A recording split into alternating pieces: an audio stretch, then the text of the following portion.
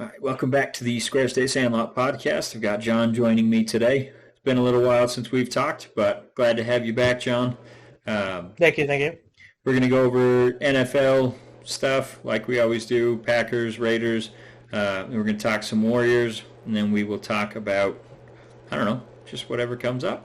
So, John, let's have you start off with your Packers since, if I start, it's going to go on a little ramble about how bad I hate the Raiders, even though I love them. So, but let's have you go since you got some positive news to share. I've heard little news about the Raiders, and it's bleak. But on a high note, I'd like to talk about Green Bay. They are the number one seed in the NFC right now.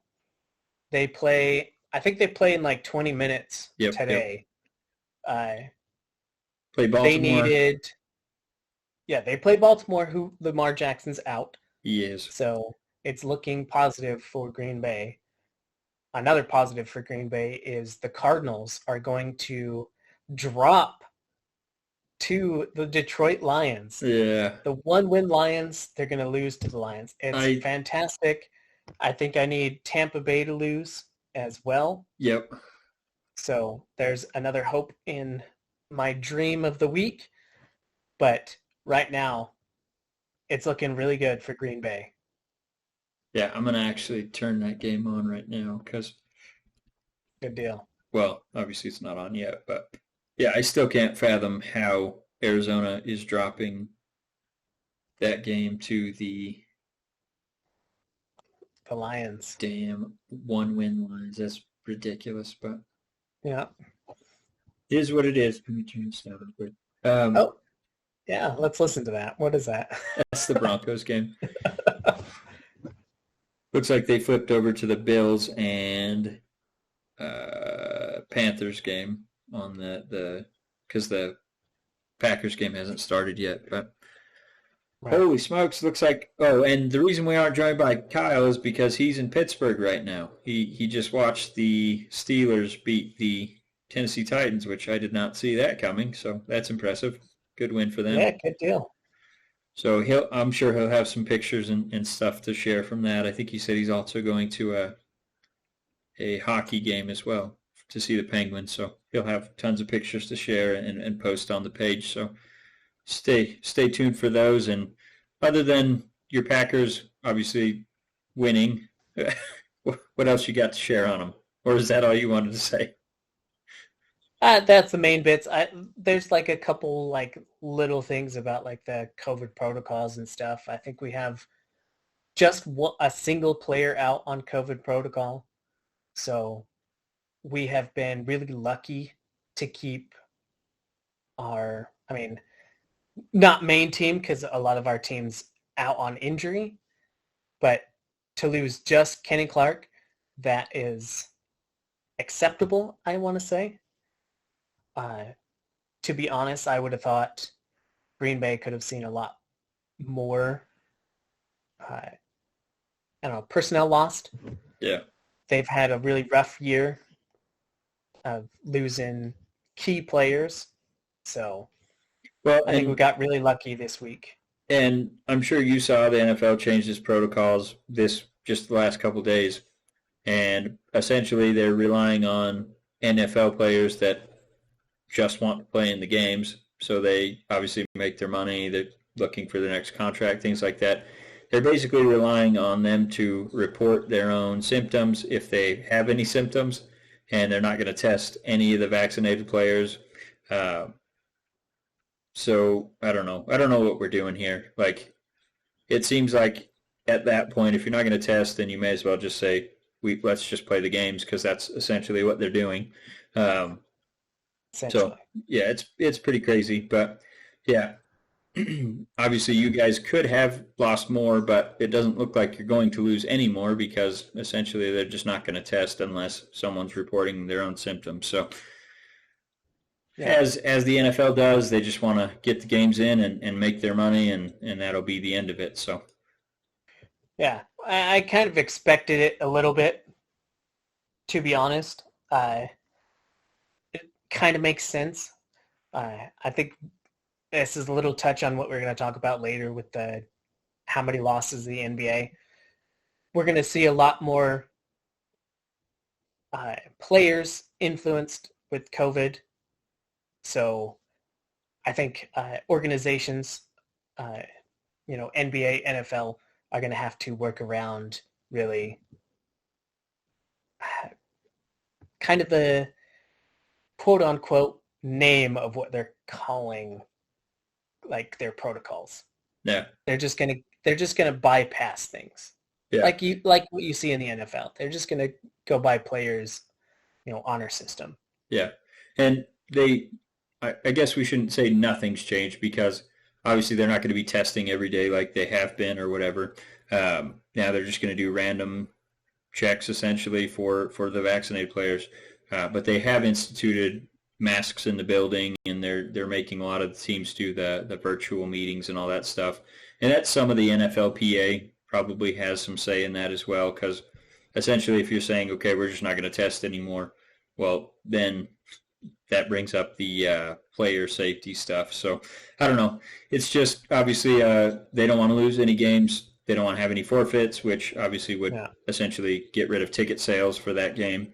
They don't want to have any games where, especially in the playoffs, you're going to have backup quarterbacks going up against each other because the starter was in COVID protocols. So essentially it's basically just turning a blind eye and just saying, let's just get the games in because that's what we want to do as owners, and is just make the money. So with that being said, the Raiders and Browns were supposed to play yesterday, and although the NFL said we're not going to move any games this year because the vaccine's out there, so we're not going to risk moving games for competitive advantage, whatever.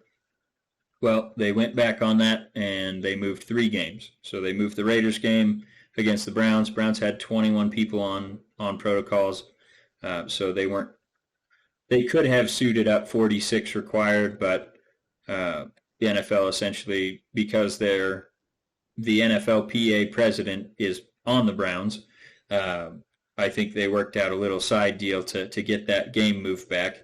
And obviously, as a Raiders fan, I would have loved to have the game played because, one, we don't have anyone on COVID protocols, so there's no reason to punish us for another team's outbreak if they're not following protocols, whatever. So that's my opinion on it. But it also puts us at a competitive disadvantage the following week because now we're playing on a short week against the Broncos instead of having the extra day to prepare. So really there's no benefit to the Raiders and only benefits the Browns, and then next week it benefits the Broncos as well. So I don't like the move at all, obviously. Like I said, they shouldn't have said in black and white, we're going to not move games if they were possibly going to reevaluate further down the line. But I'll quit complaining because Raiders probably were going to lose anyway. But it's still not fair. Like it doesn't matter. Like you look at the Cardinals Detroit game. You can't say that one NFL team is just going to blow out another. Yeah. This is within, like you said, they weren't going to change it. So they should have kept it. And they didn't. And it just makes sense as an NFL trying to make money as a business. They want that. They don't want 21 players sitting out and then, Raiders, Browns getting blown out on a Saturday. Yeah. Well, and the thing is, last year we had some COVID cases on our team, and we were supposed to play on Sunday. I think it was a Sunday night game against the Bucks, if I remember right. And rather than moving the game back for us, they actually moved the game forward to Saturday. So it was like, or maybe we were Monday night. Yeah, I think we were Monday night, and they moved us up to Saturday or something like that. So, it made no sense to move the game forward. So they screwed us last year, and then obviously screwing us this year. But I don't know. It's just weird to me how this whole situation has happened. And like you said, the NFLPA president, he plays for the Browns. So, that doesn't shout something sketchy going on there. I don't know what does, but you could look into it a little bit and see, so how would you not have an opinion on that? Yeah, You know what I no, mean? for sure. How could you take no bias in that Yeah, as a player in the Browns? when it's literally affecting your team. So, yeah, Yeah. and like you said, any given Sunday, Raiders could have won that game, could have lost it. We'll see. I mean, they were essentially giving the Browns until 1 hour before game time tomorrow to get everyone off the COVID list that they can. Um, they're not going to forfeit. They're not going to postpone it any further. So, I mean, it still could end up. I think they got one player off of it today, which was their starting guard. So that should help them. Okay. Like I said, Raiders still have no positives. They had two last week, but both of those players have since come off. So we're clean for the schedule. Um, but yeah, I don't know what's going on with the team.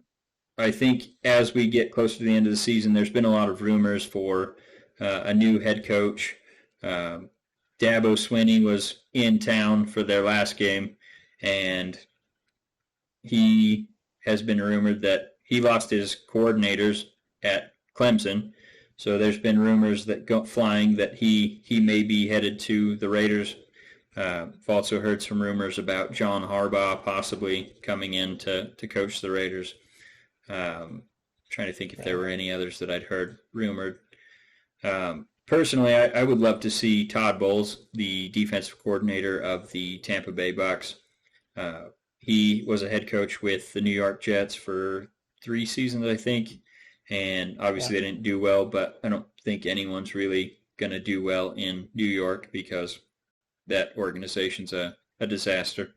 Obviously the Raiders have been a disaster too, but I think the talent's on the roster for them to compete this upcoming season as long as they don't blow it all up. But obviously there's some decisions to be made about Derek Carr, if they're going to extend him or if they're going to trade him. He's got 1 year left on his contract for next season, so that's going to be the first decision someone has to make, and I think Mayock's going to be gone. I don't know what level of involvement he had in the picks that we've had in the last 4 seasons, or I guess it's been 3 seasons that he's been on. But you can't dismiss all the first-round misses that they've had and even second and third-round misses that they've had. Sure, they've had, the Max Crosby pick in the 4th round. That was a fantastic steal. Nate Hobbs this season in the 5th round. He's the best rated cornerback rookie. So, yeah, they've had some good picks, but they've definitely missed on Klay and Damon Arnett and on and on. Jacobs, you could argue, in the 1st round was a stretch. Even though he's a great running back, he's always hurt. So there's a lot of decisions looming for the roster going forward, just in terms of options you have to pick up for the players. Jonathan Abram, Josh Jacobs, they have to make a decision on those guys for this season. Cleveland Farrell. And I don't think they're going to pick up the 5th-year option on any of those guys. So if you're not picking up the 5th-year option and re-signing your players that you're drafting, that's never a good way to build a team. So I think that's probably all I need to talk about with the Raiders. I think one side note we could mention that the Super Bowl is coming to Vegas in 2024, so that's just 2 years away after this upcoming Super Bowl. I think that's the quickest turnaround that any city has had to essentially put one on. Usually it's announced 3 to 4 years in advance, so I'm sure it'll all get done. Obviously, Vegas is a destination city. They put on events all the time, so that's probably why the NFL felt comfortable in announcing that city would get it, even though there's only 2 years to turn it around. I was looking at the packages for the Super Bowl. Not that I think the Raiders are going to be there, but I live pretty close to Vegas now, so I would like to go, to a Super Bowl when I can. And buy a ticket early. Yeah, with it being here close, I figured I'd just see what the tickets look like. They're only selling packages right now, so that includes like hotel and whatever. I just signed up for 4 tickets just to see what it would cost. And before I even made any selections in the package, I just went to the checkout. It was $14,000 before I made any selections. So I don't think I'm going to the Super Bowl. Yeah, yeah, it's rough. I mean, we lived in Phoenix when they had, I don't remember what year it was. It must have been 2015 Super Bowl. Was it Packers and Patriots? No. I know the No, Patriots were in it. I don't remember who the NFC team was. 2011 is Packers uh, Steelers Yeah, Packers Steelers. Yeah, because that's the one I went to. that's the one you went to. Maybe, if before I die, the Raiders are good again, maybe I'll try to go to a Super Bowl. But anyway, when we lived in Phoenix and the Super Bowl was there, it was phenomenal. Just going to like the festivities and stuff before the game. Uh-huh. We just walked through and they had all the NFL event center. You could do like they had, I don't know if you've seen that commercial where it's called the Michael Vick experience and the kids like Yeah. on the track. They had essentially that sort of deal at the Phoenix one. So they had like little rides cool. and stuff. It was super cool. And I think we'll probably at least go down and see what's going on, what they have set up there in the city. I imagine that's going to be packed because obviously, like I said, Las Vegas is set up for destination cities where you just go hang out. So, yeah, that's exciting for me. Obviously, like I said, I don't see the Raiders being in it, but you never know. You never know. What else you got? Well, I was going to mention something about the Raiders. Their free agency looks on 2022. They have, like 26 players right now? That are going to be up for free agency? That are up for free agency. I'm on Yeah. the NFL spot track right now. I haven't checked yet, but yeah, that sounds about right. They have a lot of players up for free agency. Let's do a little exercise here. I'm going to have you read them to me, and I'm just going to quickly say, like, let him go or re-sign. Okay. Nicholas Morrow. Re-sign. Jonathan Hankins. Hankins, bring back. Hankins. Marcus Mariota. Gone. Jalen Richard. Richard, gone. KJ Wright. Gone. He hasn't done anything Quentin for us. Jeffers. Quentin Jefferson, he's been good. I'd say they'd bring him back if it's at a reasonable price. Solomon Thomas. I would bring him back in a heartbeat. He's been a stud this season. Casey Hayward. He's been a stud too. I would be shocked if they didn't try to bring him back.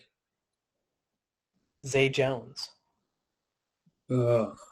Zay's probably going to be one of those iffy. I would say gone. But just because they're short on receivers, they might bring him back. But I'd say he's gone. Richie Incognito. Gone. He's going to retire. He can't even get on the field. I'm surprised he still plays.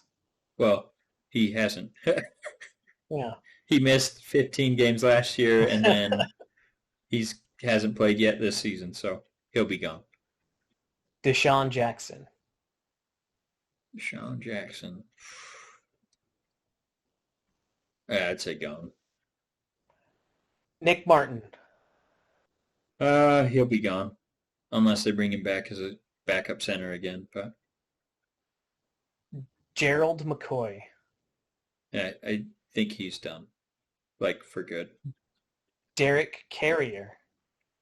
I think they'll bring him back. He's a good third tight end.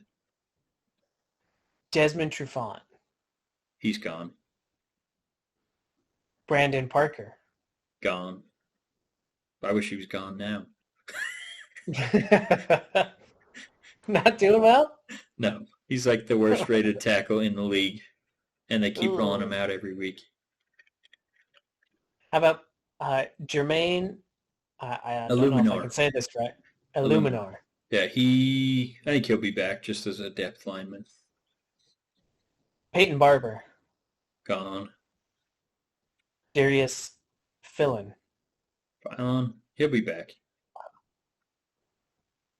Dallin Levitt.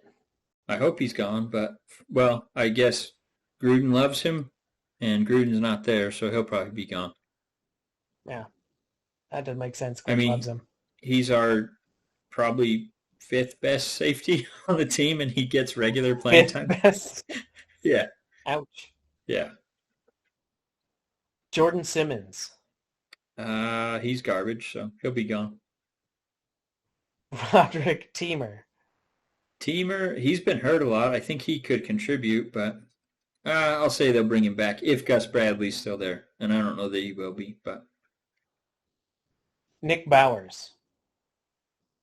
Bowers, he's our 4th tight end. I think he's hurt. I think he'll be gone. Keyshawn Nixon. Nixon will be gone. Alec Ingold. Ingold will be back. They have Damon Arnett, but they got rid of him. He's gone, so he's already gone. Yeah. I can't remember. I know he signed with Miami, but I think he's on their Dolphins. practice squad. Yeah. Yeah. So I don't know. So, he's obviously not good. well, and he likes, flashing guns you're and telling people. Shooting people, threatening people's lives, you're not going to be playing much football. Yeah. Him and Lynn Bowden Jr. are reunited down there in Miami. So I put on Vic Tafur. He writes for the Raiders for The Athletic. And he put on there, Lynn and Damon Arnett are about to be reunited. And so I put a gif of Old West shootout. And I said, Arnett and Lynn Bowden Jr. showing up to the local restaurant down there in Miami. Because they both got in trouble with guns while they were on the Raiders. So that's cool. And I think, Florida's taken away so many, gun restrictions right now. Yeah. You can basically have any gun anywhere. Yep. So I'm sure they'll be carrying into the local cantina. They're going to feel very comfortable. Yep. But I think that's all we had on NFL, unless you had anything else you wanted to talk about before we moved on. No, that is about it. Okay. So, I guess, I'll save that to the end because that's going to, no, let's just do it now. Did you make it in the playoffs for our fantasy football? I don't think so. Can't remember, but. Probably not. I don't think I really did very well. Yeah. So Kyle was actually the number 1 seed overall. I was 2. I didn't have the second best record, but I won our division. So I was number 2 seed. And then I think we had 6, can't remember 6 or 8 teams. I think it's 8 teams that make the playoffs in our league out of the 14 teams that we have. So I'm probably going to lose to the number 7 seed overall just because he had Jonathan Taylor go off and Kyler Murray apparently didn't show up to the game against Detroit. At all. So, I don't know what the hell happened there, but not very happy about that. So unless I can get a historic performance. Oh, speaking of which, Jamar Chase just got a nice little 60-yard catch, it looks like, but there's a flag, so we'll see. But anyway, we're hoping that Kyle wins it all because otherwise it's not going to make us look very good when all we do is talk about sports. But, it's fine. I know. This is probably the worst showing in my fantasy football career. Yeah. No, I think, what did you start, 3-6? If that. Wasn't even that good, huh? It's been... I think I only remember 2 wins. Jesus. That's brutal. And you thought you might have made the playoffs? 4-10. Now, okay. I'm in the playoffs in my other league. Okay. 4-10 is what I'm in your league. Yeah, it's not good. But Real bad. I don't know.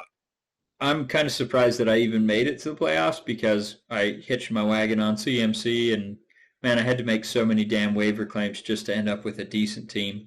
But ended up pulling it off, and honestly, I think I started 7-0 or 6-0 or something like that, and ended up 9-5. So obviously the second half wasn't so great, but because I started so well, I made it in. So, yeah, I don't know. That was very interesting. But so let's move on to NBA. We've got a lot of Warriors stuff to catch up on because we haven't talked Warriors in quite some time. I'm trying to remember. Oh, let's just mention before we get off football, the University of Wyoming Cowboys are playing in the famous Idaho Potato Bowl. Famous? famous to people in Idaho, I guess. The big one. Playing against Kent State on December 21st, which is this upcoming Tuesday at 1:30 p.m. Mountain Time. So obviously they want everyone to watch it, putting it in that time slot. Yeah. But we'll be cheering on the boys. Obviously, we're hopeful they win. One interesting thing that I did see that Craig Bull said is they're going to be a lot more involved in the transfer portal than they have been or than they were last season. Obviously, you saw what that can do for some teams. With Michigan State, they went from a decent team to a great team in one season just by using that transfer portal. So hopefully there's a lot of quarterbacks on there that I think could make a difference for Wyoming. And he did acknowledge that they need some help at both the receiving position and quarterback. I don't think that's a death sentence or whatever for Levi Williams for him starting at the program. I just think they need a bridge quarterback until he's ready because he was a true freshman this year and got a lot of playing time. So that's usually not going to be a great recipe for winning. The thing that kills me is they had the bet, I think, probably one of the top 5 running back combinations in college football with Xavier Valde and Titus Swen. Those two just ran all over every team that they played. But when you don't even have the threat of throwing the football, safeties can creep up and basically play man-to-man on the outside, and you're running against a stacked box every time. So they got to make some changes where even if they just get a threat over the top that can get those safeties to respect them and play back and help loosen the box up there for them, they're going to have a real good team. So I'm very hopeful. They had some good signings on signing day, had a couple, I think, 2- and 3-star linemen and cornerbacks. But I think wide receiver is still a position of need. I can never remember the guy's name, number 5, the wide receiver. He was a stud. So if they could just get one more that they can't just focus on, I think that'll just free up the offense quite a bit. So just a quarterback and a wide receiver away from probably competing for the Mountain West Conference title. So hopefully that they do that. I know you didn't get to watch them much this season, but hopefully you get to watch the bowl game. It'll be on at 1:30, so that's a good time for you. You should be off work and everything. It should be on at like 8 o'clock here. So. Yeah, and it's on ESPN, so I assume they have ESPN in the UK. They don't. No? No. Are you kidding me? No, they don't have ESPN. Jesus. That's an American thing. What do they have? Like cricket?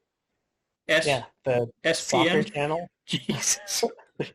You got to be kidding me. But Premier League? Can you get ESPN Plus? Like, so you can watch it online? Yeah, Disney Plus. Okay. I have. So. Okay. You got the little bundle deal.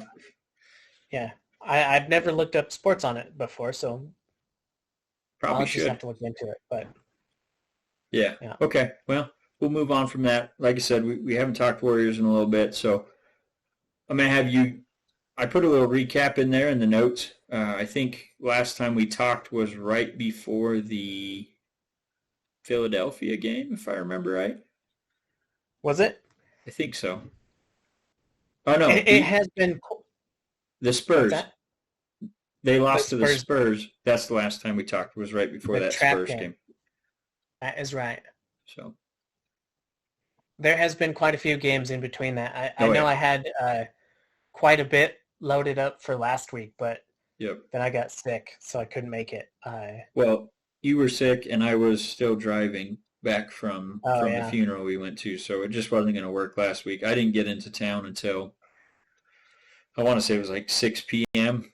was when we got home, just because got a late start, and then we stopped in Vegas to see her grandma along the way. So it was just a late arrival. We left later than I wanted to, and all that. So anyway, it's been some mixed results for the Warriors. What are your takeaways from the games in between since we last talked?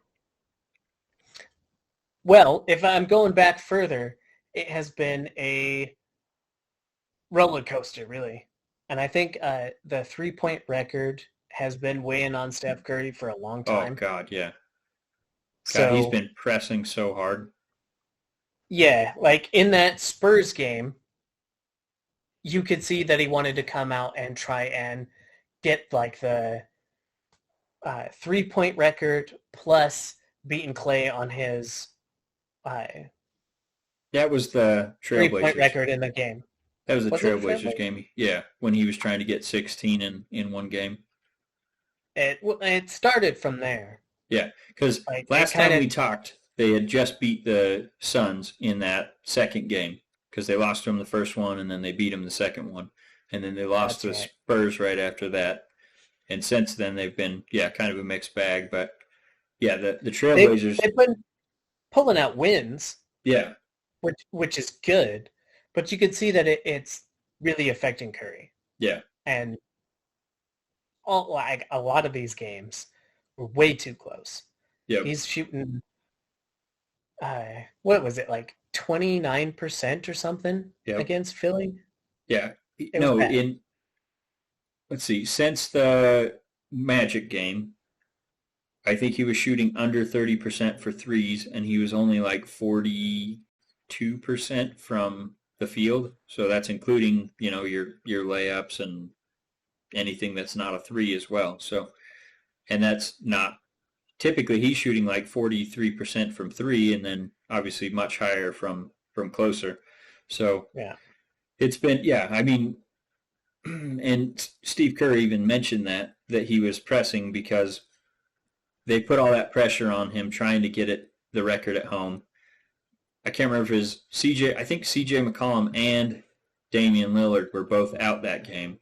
So they knew he was going to Yeah. have a good opportunity to just go out there and bomb it, and it wouldn't hurt the team. And that's what he did. He took 17 threes, but I think he only made 6 of them. Yeah. Yeah, I it thought it was wasn't like very two or many. three. Yeah, I think he went 6 for 17 from 3-point range. And I mean, right from the get-go, he took 3 before I think anyone else shot the ball. He took 3 threes. And I was definitely saying, okay, I can't wait till he breaks it so he can just go back to playing basketball. Because Yeah. I think Steve Kerr mentioning that it's a possibility. He basically said, someone asked him, do you think it's even possible for Steph to break the record at home? Because that's where he wanted to do it. And Steve's like, well, I mean, I never count anything against Steph. Like, he's an amazing basketball player. So if anyone can do it, it's going to be him. Well, then, yeah, he goes out and obviously doesn't shoot well. And I think he was just pressing to get that record. And then even he admitted, yeah, I probably shouldn't even talked about that because now it's like it was at the front of my mind. Obviously, I was shooting more than I normally do and probably not taking the best shots for the team. They still won the game, but yeah, it was just terrible shooting performances from him that you really haven't seen since probably his rookie season. So, Yeah. Exactly. And that them on the road aren't a very good shooting team anyway. So they had a lot of subpar performances. Like their defense is solid. They're the ones that are really keeping the team really in it. yep, But with Stephen not shooting well, he's got to carry the team. I mean, he's got to, put up 30 points basically every night yep, on the road. And it's just been a real struggle, I think. yeah. Well, and you've seen a lot of the role players that we had mentioned, when they started off 21-2 or whatever it was. Um, a lot of those guys are starting to come down. Like Damian Lee, I think he's in COVID protocols right now, but before he Yeah. couldn't hit a three to save his life. So it's just been him. He's been playing a lot worse than he was at the beginning of the season. Bielitsa has had some struggles lately.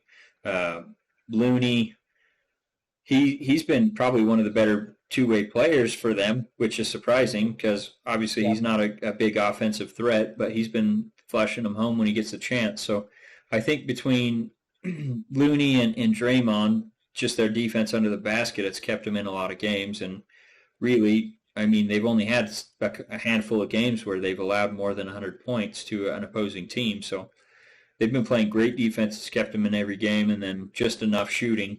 But that's the one thing I'm super excited about for Klay, because he creates all that separation that Steph does as well, just by his shooting alone. You got to guard him starting at the logos. And if those guys stand on opposite sides, I mean, you're essentially spreading everyone out as far as you can get. And then that opens the lanes for Wiggins. And actually, he played really well against the Knicks and Celtics both. So did he have? I think it was like 8 of 10 shooting on I mean, threes. I think it's been several times this year. He's been shooting that corner three all season really well. I think this is the best he's shot in his career. So ever, yeah, 100% best ever. He has been, in my opinion, like the next, like, you know, I want to say Klay Thompson, but there's Jordan Poole, and then there's Wiggins, and they are just lighting it up on the threes the last 3-4 games. Yep. And like you said, when you get Klay Thompson back, it's almost not going to be even fair. if he's a fraction of the player he was, even if he just stands on the three-point line and doesn't do anything else, he's going to make a huge difference. He has looked phenomenal. In the practice footage I've seen, he looks like, I don't want to say old Klay, because I'm sure he's not quite at 100%, which is right. Which is why they're not. They were planning on bringing him back for the Christmas game, and now they said it probably won't be until January. So it sounds like his timeline's moved back probably a week or two. I think the January 3rd is the first game they have in January, if I remember right, and I think that was the one they were targeting him to come back. Let me see if I can pull it up real quick. Yeah, I think it's home against the Heat. So I think that's the best thing about them is they don't need him. Yeah. Well, to come back. They can play him as much as they want to. Yeah. Just to get him back into things. As long as, you know, this whole COVID thing doesn't take down half the team. But and that's obviously, we didn't mention, you said that there were, did you bring up the COVID stuff yet for the NBA? Not yet. Okay, so we'll talk about that in a minute. So I'll just leave that be. But yeah, no, when they get Klay back, I think Jordan Poole's been banged up a little bit, you know, just because he's constantly diving for balls and getting knocked on his butt when he's going to the hoop. So he was even having some down games here and there. Not as bad as Damian Lee, but yeah, Poole was not playing as well as he had towards the beginning of the season. Obviously, the last couple games he's been playing very well, so that's a welcome sight. But yeah, when they get Klay back, I mean, it's like I said, it's almost not going to be fair. And I feel like if we mention Klay, we got to mention Wiseman too. They said I don't know if he had a setback, but he was essentially on the same timeline as Klay, and now it sounds like he's not going to be getting back until much later in 2022, possibly not even until next season. So hopefully he gets back towards the, I don't know, March maybe, so they can get him in form before the playoffs start. But even if he doesn't, I don't feel like they need him this season as well as Looney's been playing. Obviously, injuries could change that if someone on that back or front court gets hurt. You know, you've got Bjelica playing some valuable minutes, even though he hasn't been as good as he was at the beginning of the season. He's still playing pretty well. So, but yeah, you almost need that backup just in case someone does get hurt. So that might be more what they're looking for with Wiseman. I don't think they're going to try to rush him back at all. So, right. Yeah. But it's been interesting. Yeah. I'm definitely looking forward to seeing how they play it out. It's going to be a tough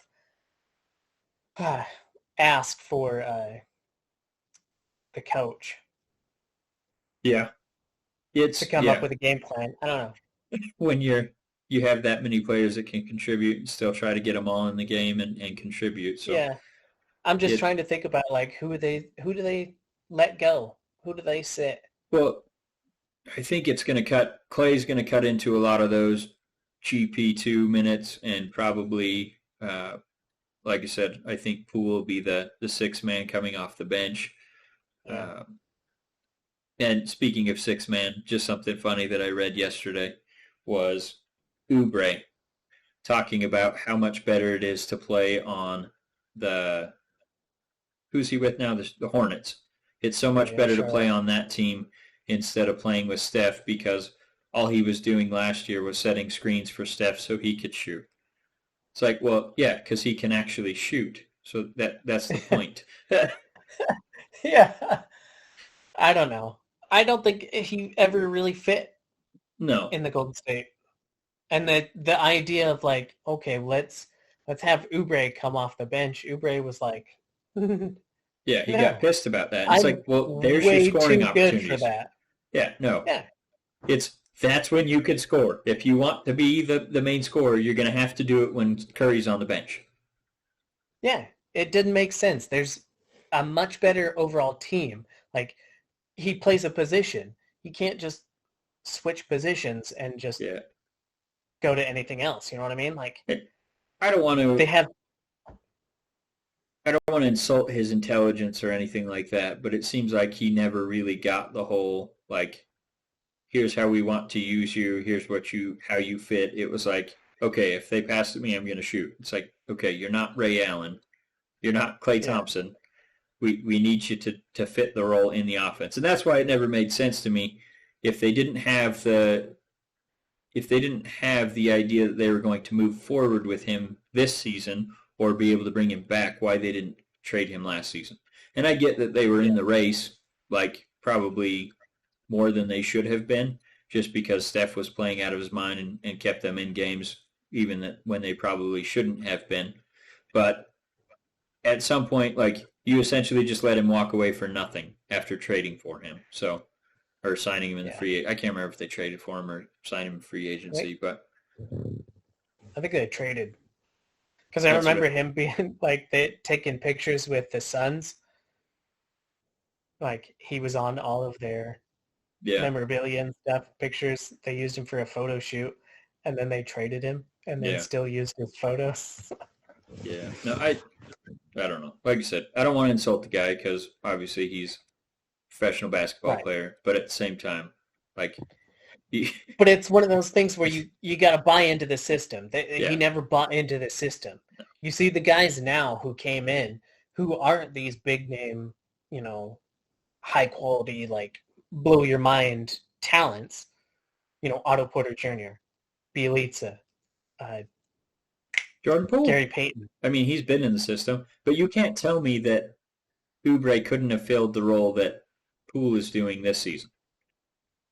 Oh no, I'm saying that's exactly how they were. Yeah, no, that's exactly what they wanted him to do. 100%, he could have been there. But yeah, he just didn't want to buy into it. I don't want to be setting screens, man. I want to be shooting. It's like, okay, well, go shoot somewhere else. 1 for 28, you probably shouldn't be shooting. Go shoot on a terrible team and make your money, I guess. Who cares? But he is playing well this season. He is shooting much, much better. Except when they played the Warriors, like, they have absolutely shut him down. And it's like they went out of their way to do it, to be like, yeah, you think you're going to go score somewhere else? We ain't going to let you score. So, yeah, no, it's that they played him 3 times so far. Nice. Yeah, nice. And both times they shut him down. So, and that one time, who was it? Was it Wiggins or no? It was GP2 that put him on a damn poster, dunked over him. I think it was GP2. Yeah. Fantastic. But anyway, like John mentioned, we did see Steph Curry break the record against the Knicks in Madison Square Garden. Fantastic moment. I think it was only his 3rd shot of the game or something like that. They had Ray Allen on hand to basically shake his hand and congratulate him. They stopped the game for, I don't know, it was probably 10 minutes or so just to celebrate the accomplishment, get all the pictures and everything. Did you see Spike Lee taking pictures on his phone that matched his jersey or his suit? I missed that. No. Everyone's like, they're interviewing Steph, and he's got the headset on, just talking to him, and you see in the background Spike Lee's on his butt on the floor, just looking up at him, taking pictures, and he's got like this bright orange shirt or bright orange suit, and then he had a bright orange iPhone, or maybe it was just a cover. But anyway, it was Yeah, super funny. good for him. And then someone did him dirty and posted a meme on Facebook and said it was nice for Ray Allen and I can't remember who the other guy was. Oh, Reggie Miller. It was nice for Reggie Reggie Miller. Miller and Ray Allen to bring their grandma to the game. And it was a picture of Spike Lee and then those two shaking his hand or holding the ball next to him or something. It was hilarious. That's Just good. dragged him, but it's fine.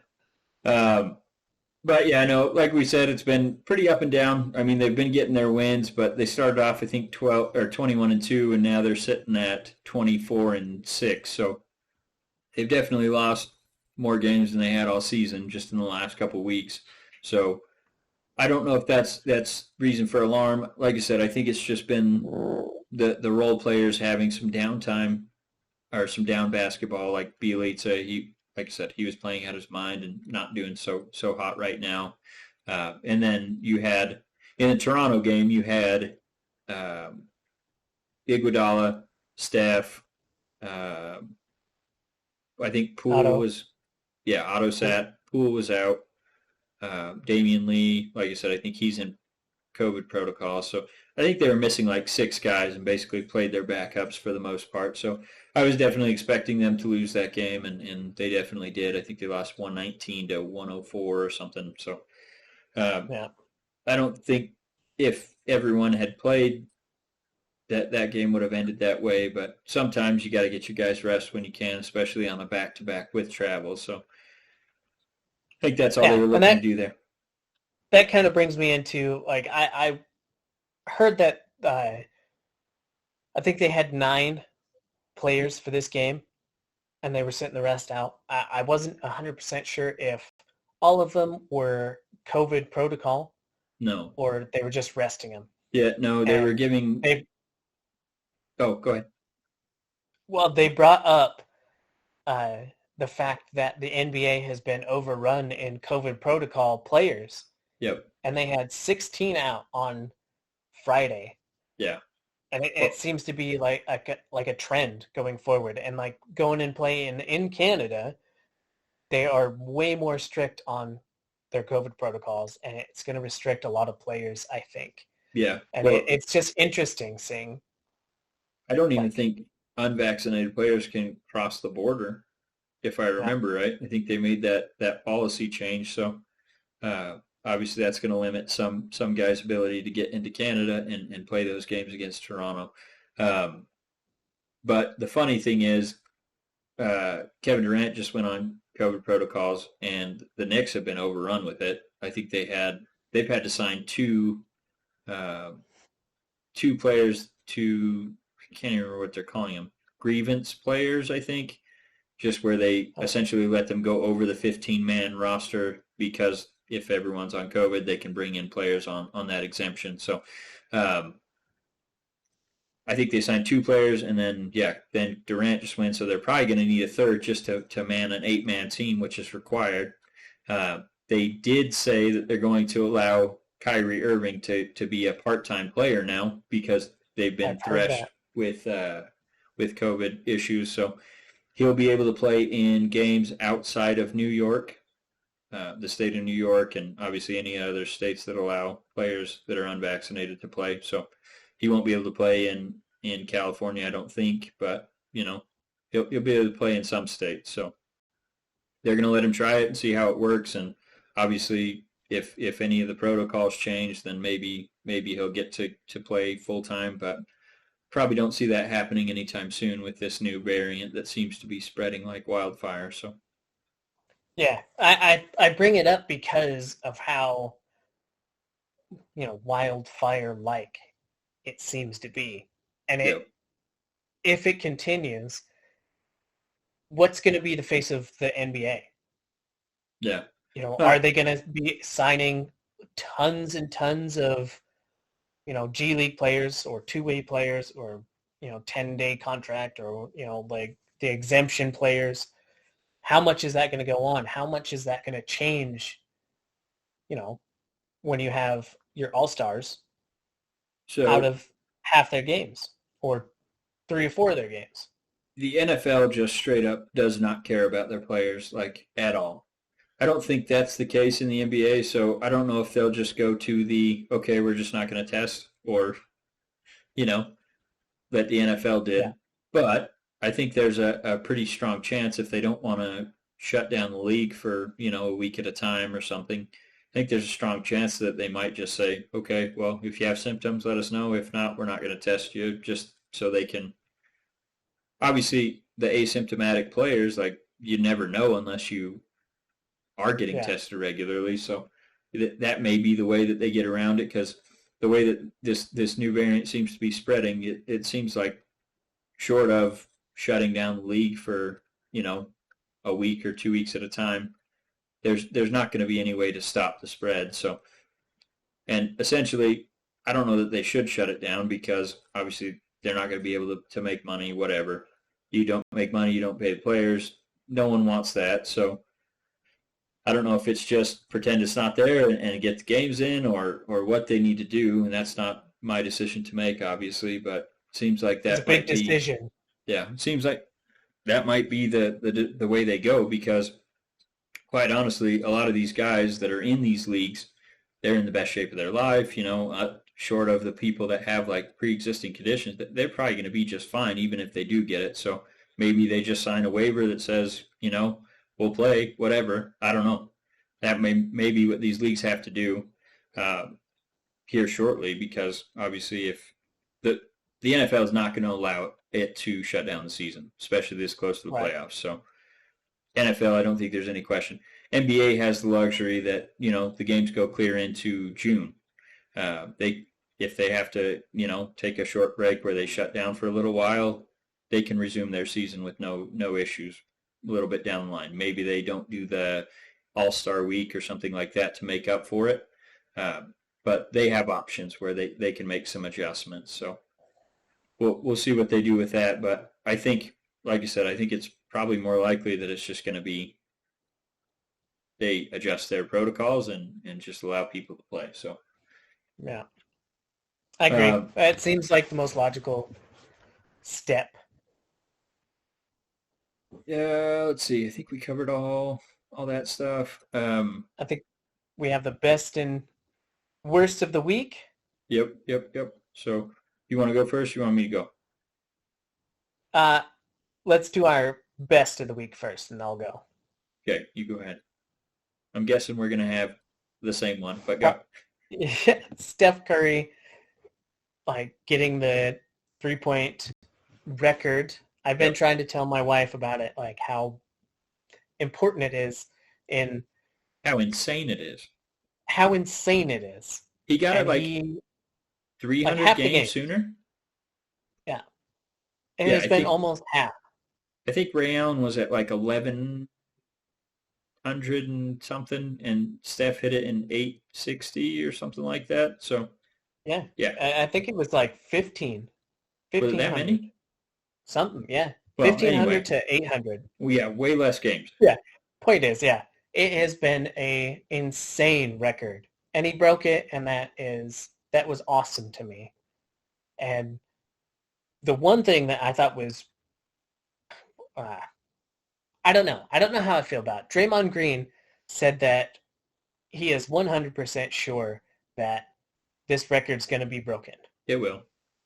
And 5 to 6 years, it's going to be broken. I And don't agree with that, but I'm curious. Yeah, I don't agree with the 5 to 6 years, but I'm curious to think about, is it going to be broken? oh, for sure. I think without a doubt it will, because Steph started his career way later than most NBA players do, because I think he did the full 4 years at Davidson. So he was like 22, 23 coming into the league. And then he had all those ankle issues in the first 2 seasons of his career. So he's essentially missed probably four-ish, let's say three. He's essentially missed 3 years of his career that other players typically have. And you got to give him props. Like, he's literally changed the way the NBA is played. So going forward, you've got kids that are going to come out playing his style. And I look at a guy like Trae Young. He reminds me a lot of Steph. I don't think he'll be the one to break it, but you've got players that are becoming out like Trae, playing that style of basketball that are starting right from the get-go in that.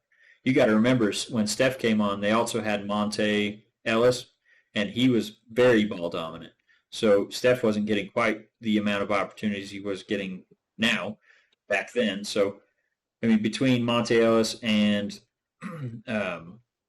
having those ankle issues, I would say he had a very slow start, and to be able to break it in the amount of games that he did is just insane to me. But there's going to be players that do it for more years that are going to be able to break that record, is why I think it'll be broken.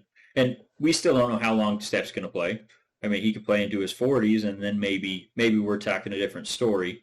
But I just don't see him keeping it up at this pace for 5-6 more years that it would take to stave off the record from all the guys coming up soon. Well, that's why I thought it was really curious, because I know Steph has, I think at least 7 years left. I hope so, but that's a long time, and the 3-point shot isn't really deteriorating. Yeah, no, it's so even his game from running around constantly is going to change. Yeah, but him changing to just a spot-up shooter can last for a long time. It can. So the only caveat to that would be for me is as he starts to decline and they're putting him, let's say, in, as the sixth man or whatever, coming off the bench, his defense is going to deteriorate quite a bit too. So he's going to have to be still shooting at such a phenomenal level that putting him out on defense and being a liability on defense is worth it. And that's the only reason I see maybe a decline. You've seen like J.J. Redick and Kyle Korver, guys that don't play great defense but shoot very well. They're still getting in there. Obviously, J.J. Redick just announced his retirement recently. But I think Kyle Korver's still playing, and that's all he's ever done is shoot. So you can see him get some burn in that regards, but I don't think he has 7 years at this level. I think he's probably got. You've already seen some decline in his ability to get to the basket and finish at the hoop, and he's 33 right now. So I would say probably in the next 3 to 4 years, he's probably going to lean more on just shooting and not be ball dominant. Well, he's not really ball dominant. He passes quite a bit, but you get the point. He's not going to be the main role player on offense. He's not going to be that guy going forward. So it's really just going to be about his ability to maintain his quickness and his level of stamina, where you see him running all over the court just to get open. And if he can maintain that, maybe he can hang on to it for a long time. But I just don't see it with the game of basketball. He changed it. So now you've got all these kids coming in, and all they're doing is focusing on three-point shot, moving off the ball. And that's what they're going to be doing coming into the league in 5-10 years. So I think it'll stand for, maybe 5, 10, 15, maybe even 20 years, but it's going to be broken in our lifetime for sure. Yeah. Well, that was my other side of the question is, his longevity / he changed the game. There's a lot of teams going to like who is the Rockets' old coach? Mike D'Antoni. Yep, D'Antoni. That was basically his whole game plan, is just jack up threes. We're just going to shoot the most threes of all time. Threes and layups or dunks. That's it. Yep. That's analytics. And that's yeah, I don't think I saw it working for a whole lot of teams. Like, more teams are shifting to more threes, but they're not like, Stephen Curry threes. Yeah. Besides Damian Lillard, who he's been proven up and down, he just can't do it as well as Steph. Yeah. The team doesn't do it as well. I don't know. It's just really interesting to me to find another player, even in the next 5, 10, 15 years, I wouldn't to be find shocked somebody to come out and just if do Trey's as well. the next Steph. Not I don't know. I don't want to say not as good because I think Trey could be, and obviously he's still pretty young and still developing, but he reminds me so much of a young Steph. And Yeah, to see him, so he's been much. getting better at three, so it's definitely trending that way that maybe he's the next, Steph Curry, so to speak. I don't think anyone will ever be as good of a shooter. Well, I don't know. I mean, you can never say you've seen a once in a lifetime person, but he Right appears to be now, that good. Yeah. and that's what is so entertaining for me is right now he is my favorite player to watch. Oh, for sure. And the And thing you that have kills a me, Trey Young, the thing that and kills he's me about losing Klay is I had as much fun watching Klay as I did watching I Steph know, me because of too. what he does on the defensive side of the ball, as well as obviously he shoots. I don't want to say as good as Steph because it's not quite as acrobatic, but in terms of consistency and finishing and all that fun stuff, he definitely is. So it looks like we might have lost John. I don't know if his laptop died or something, but oh, there he is. He's back. He's back. So I He just used the finished phone. my thought on Klay. So if we need to wrap up, that's fine. Looks like, did your battery die on your laptop or Yeah, what? That's what I sorry, figured. the battery died. That's all right. But So I think that's all we really had other than our worst of the week. Oh, we got so far down the road. I didn't say my best of the week. It was Steph, but I also put Slash Ruined King, which has been my favorite game that I've played in at least this year. So anyone that hasn't played it, check it out. And then let's just have you do your worst of the week real quick. I'll have to check Ruin King out. Yeah, it's a ton of fun. I have been playing a ton of Halo Infinite. Yeah. You've been interested in that. I noticed we didn't get to talk for a few weeks, but I noticed one of our talking points was a game, like a bunch of games in there, and I saw Halo Infinite, Yep. and it has been fantastic. Yeah. Frustrating because I haven't played multiplayer Halo in a long time, Yeah. so I've been streaming a little bit, but I've gotten back into it, and now like I'm doing a lot better, and it's been phenomenal. I didn't even try the multiplayer because that released like I think 2 or 3 weeks before the campaign, and Mhm. I saw that and was like, I'll pass. I'm not super into first-person shooters, so I'm sure I'll just get wrecked. But I did download the campaign. I just haven't had a chance to play it yet, so I'm looking forward to that one. But yeah, Xbox Game Pass. That was our best of the week. I think it was last week or the week before. Tons of good games on there. So anyway, what's your worst of the week? Uh, my wife's grandma just died last night, and Yeah. it was unfortunate. We just had a big family Secret Santa, so that was kind of lingering on everybody's mind. So that was kind of our worst of the week. Yeah. And that's my worst of the week was obviously we were, like I said, alluded to earlier, we were gone last weekend for a celebration of life for my wife's uncle, Uncle Steve. So we definitely miss him. It was nice to go see family, but obviously not the best of time to get together for the death of someone. So that was my worst of the week as well. But I would like to mention uh, one of our friends from high school that oh we used yes, to Mike. graduated with, Mike Magana. He passed away this last week as well, Yep. and I just want to mention him. Like we didn't really hang out a ton in high school, but we did like play little shark figurines at his house after church a Yep. bunch of times. And I know he was an extremely, and this is understated, extremely nice person. Yep. Uh, yeah, just a hell of a guy. Yeah, it's really depressing that he passed away. So I Well, just and wanted to that's mention.